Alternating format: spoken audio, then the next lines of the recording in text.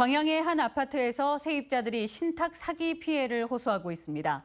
시행사가 소유권을 가진 신탁회사의 동의 없이 월세 계약을 체결해 보증금을 가로챈 건데 임대차 보호법의 적용을 받지 못하게 되면서 세입자들의 피해가 우려되고 있습니다. 보도에 김단비 기자입니다.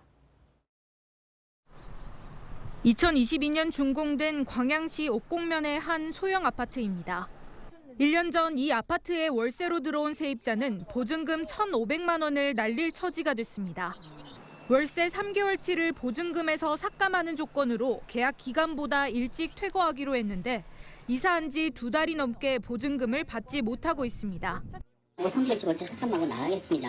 그랬더니 그렇게 해라. 29일 날에 이사 나간 날에도 보증금이 안 들어온 거예요. 이 아파트 세입자 가운데 보증금을 돌려받지 못한 건 이뿐만이 아닙니다. 계약 기간이 끝난 다른 세입자도 보증금을 못 받은 채 이사를 나갔습니다. 자기네들이 투자한 데 써서 안 된다고 그렇게 말하고 받을 수 없는 돈이다. 이들 피해자가 공통으로 임대차 계약을 맺은 상대는 시행사입니다. 하지만 계약 당시 집 소유권은 시행사가 아닌 신탁회사에 있었습니다. 결국 신탁회사 동의 없이는 월세 계약을 할 수 없습니다.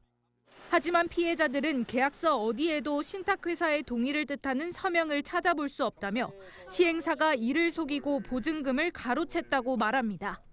보증금을 반환하고 안 반환하고 그 문제를 떠나서 이 계약서 자체에 문제가 있는 거다. 시행사 관계자는 정당한 계약이었다는 말만 되풀이합니다. 신탁이라는 건 계약을 하는 당사자가 아닙니다. 계약 아닙니다. 전체 400여 세대 가운데 월세 세입자는 70여 세대.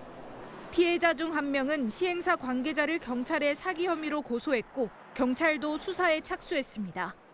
세입자들의 피해 확산이 우려되는 가운데 최근에는 시행사의 경영 악화로 해당 아파트에 대한 공매 절차가 시작된 것으로 확인됐습니다.